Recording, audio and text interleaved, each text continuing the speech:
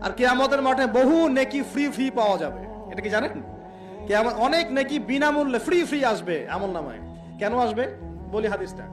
নবী সাল্লাল্লাহু আলাইহি ওয়াসাল্লাম বলেছেন, তোমরা কি জানো সবচেয়ে বড় মিসকিনকে, দরিদ্র মানুষকে, মিসকিনকে? সাহাবীরা বলছেন, আমরা তো মনে করি যার সম্পদ কম সেই মিসকিন।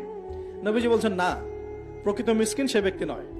প্রকৃত মিসকিন সে ব্যক্তি যে কিয়ামতের মাঠে উঠবে উহুদ পাহাড়ের সমান নেকি নিয়ে উঠবে। উহুদ পাহাড় দেখেছেন তো?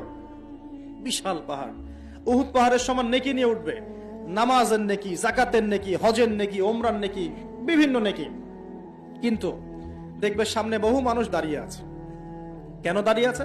কারো কাছ থেকে টাকা নিয়েছে, টাকা শোধ করে নাই, কাউকে গালি দিয়েছে, কাউকে অন্যায়ভাবে অপবাদ দিয়েছে, কাউকে আঘাত করেছে, কারো উপর জুলুম করেছে ইত্যাদি। বিভিন্ন রকম মানুষের সাথে জড়িত পাপ ছিল, ঠিক আছে?